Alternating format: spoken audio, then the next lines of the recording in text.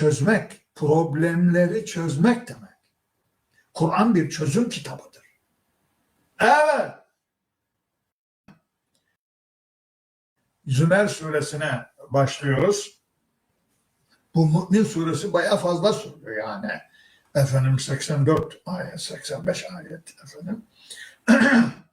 Şimdi 75 ayet galiba bu Zümer suresi.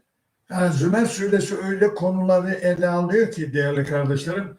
Yani bu sure bir peygambere inse bir din oluşur yani bu surede. Bir din. Böyle bir sure.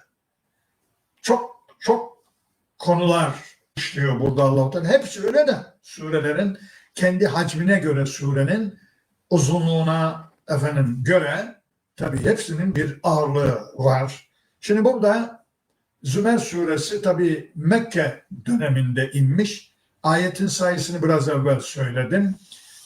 Bir özet yapacak olursam size, yani Zümer suresinin bir giriş özetini yapacak olursak kitapla başlıyor.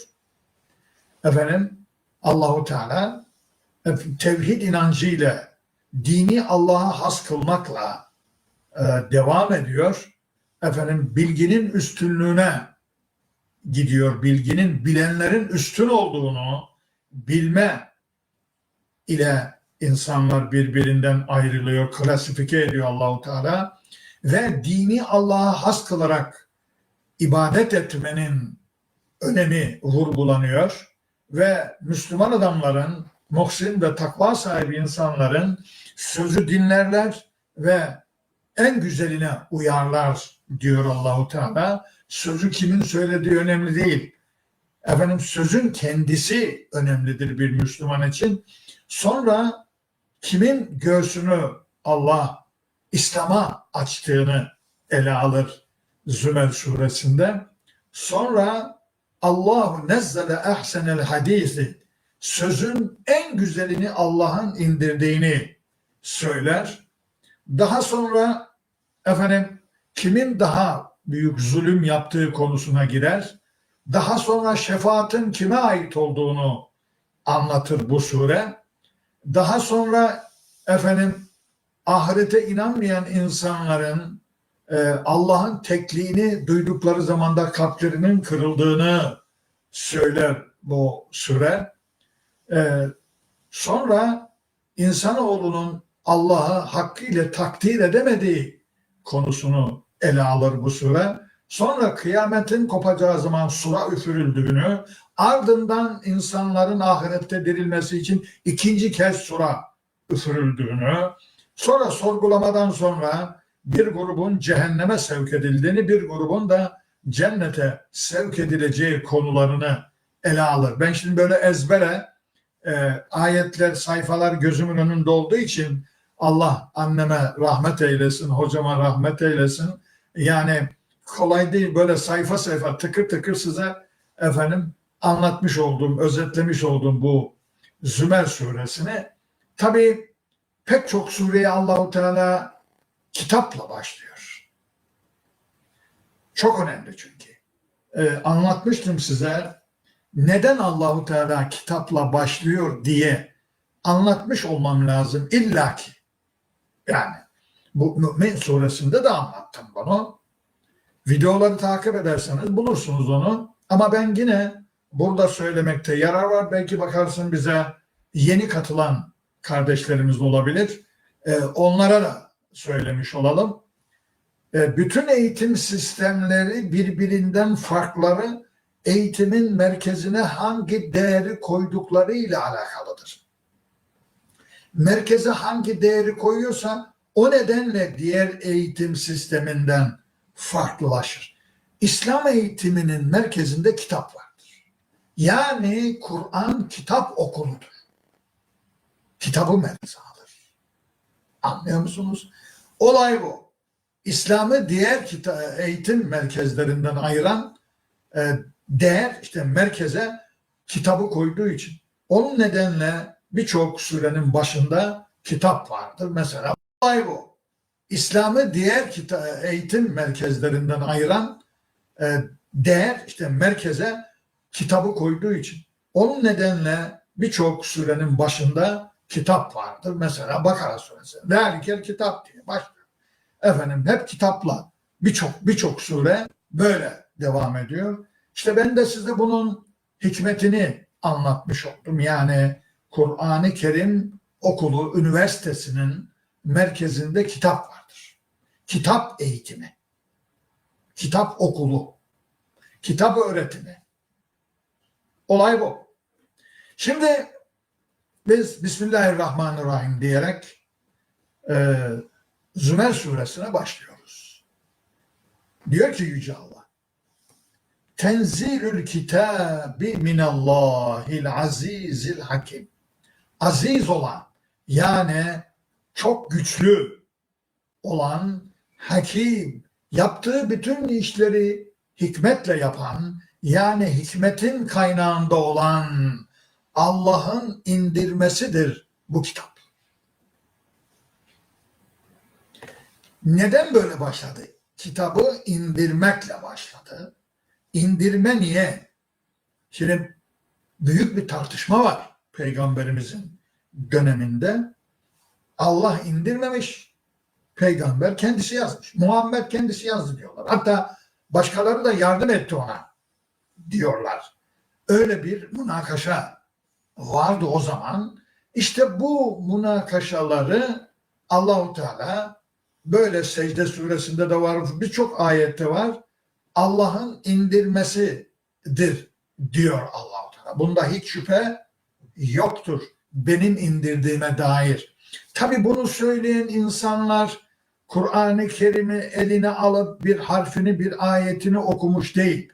Yani Hz. Muhammed'in bu kavramları, bu cümleleri, bu ayetleri oluşturması kendiliğinden olası değil.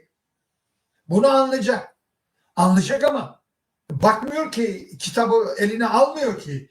Eline almadığı, bir kelimesini dahi bilmediği kitap hakkında konuşuyor. Bizimkiler de öyle. Bizimkiler de öyle. Kur'an'dan bir ayet okuyup manasını vermesini bilmez, çıkar profesörüm diye konuşur. Fetva verir. Evet. Şimdi burada Allahu Teala bu kitabı indirdiğine dair imza atıyor. Aziz ve hakim olan Allah'ın indirmesidir diyor. İmza bu. Yani aziz, çok güçlü, mağlup edilemeyen, asla. Hakim, işlerini hikmetle yapan, hikmetin kaynağı olan Allah'ın indirdiği bir kitaptır. Bu kitap Allah tarafından indirilmiştir diyor. Ama o aziz ve hakim sıfatlarını koyarak imzasını atıyor Allah. Aziz ve hakim olan Allah'ın indirmesidir demekle imzayı koyuyor. Bitti. Mührü basıyor. Şimdi demek ki değerli kardeşlerim, bu kitabı indirdi. Niçin? Diye bir soru sorarız. Ama bu niçine cevap olarak en az şu anda 50 ayet okurum size. Ama kendisi hemen bir sonraki ayette, ikinci ayette, orayı okuyalım. O ayeti de yapalım. Her ne kadar vakit geldiyse bile müsaade edin. O ayeti okuyalım, o ayette yapalım yani. İnna enzelna ileykel kitabe. Sana bu kitabı indirdim ya Muhammed. Bil hak, hak ile. Ne demek hak ile? Gerçek demek. Yani o kitap hakkı taşıyor. Hakkı getiriyor size. Demek ki o kitabı göndermesinin sebebi insanlara hakkı öğretmek. Mesela 105. ayetinde İsra suresinin, işte bak, annene dua etme. Etme bakayım. Etme bakayım. Ha? Hocana etme. Ve bil hakkı enzelnahu ve bil hakkı nezel. Biz sana hakkı indirdik. O hak kitap da hakkı taşıyor. Yani hakkı taşıyan kitabı gönderdim ben. Bu kitap niye geldi? Ne taşıyor bu kitap? Hakkı taşıyor. Anlaşıldı mı? Bil hakkının manası bu. Hakkı taşıyan kitabı sana indirdim. Ha, bir hakkının başka bir anlamı var. Bir amaçla indirdim sana bu kitabı. Bir amacı var bu kitabın. Niye indirdim? Aynısını 105, orası da 105 olacak galiba. İsra 105'i verdim, orası da 105 galiba. Nisa. Hakikaten bir gidelim İsra, orası da 105 olacak. Dur bakalım. Hakikaten çok ilginç bir şey. Olamaz ya, böyle bir şey olamaz ya. Evet. 105. Müthiş bir şey. Hem İsra 105 hem Nisa 105. Aynı şeyi söylüyor. Burada da diyor ki İnna enzelna ileykel kitabe bil hak. Bunun gibi sana kitabı hak ile indirdim. Niçin? Burada niçini başka türlü cevaplandırıyor. Burada başka türlü cevaplandırıyor. İsterseniz buradakini önce söyleyeyim.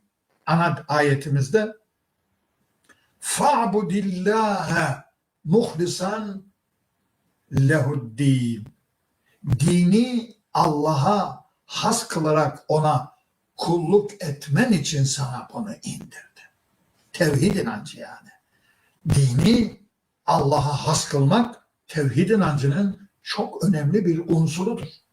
Burada ise diyor ki sana hak ile kitabı indirdim. لِتَحْكُمَ بَيْنَ النَّاسِ insanlar arasında hükmedesin. بِمَا اَرَاكَ اللّٰهِ sana gösterdiğim tarzda.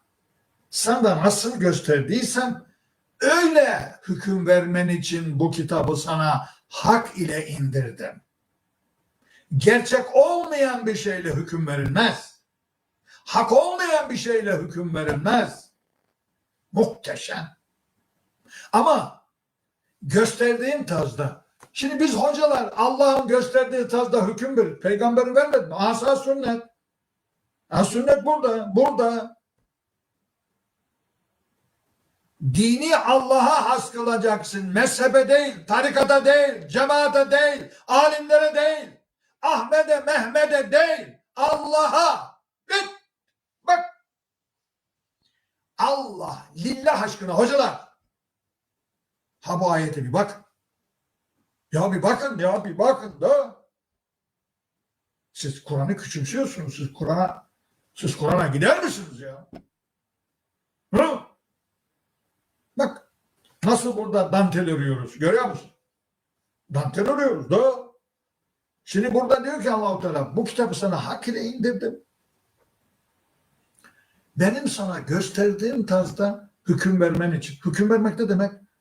Çözmek, problemleri çözmek demek. Kur'an bir çözüm kitabıdır. Evet. Şimdi burada böyle diyor. Orada diyor ki hakkı gönderdim, hakkı taşıyor. Size taşıyor, getiriyor size.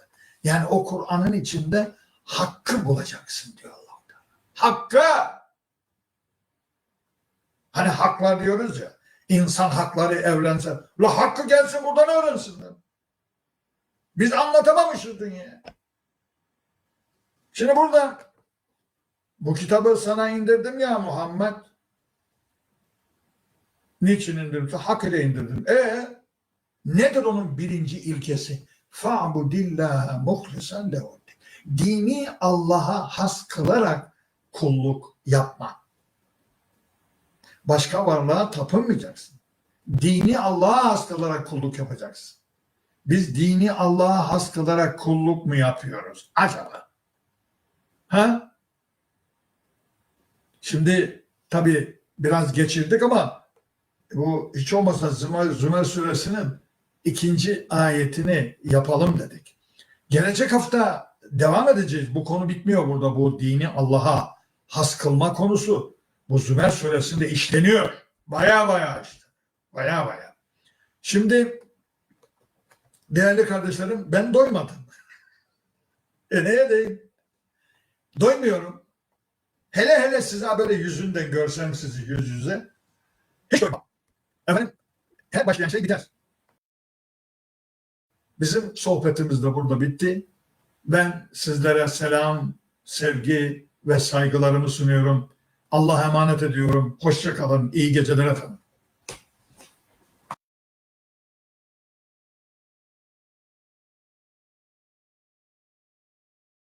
Merhaba canlarım. Bu akşam da sizinle inşallah Mü'min suresini bitirip Zümer suresine geçeceğiz. Allah nasip ederse.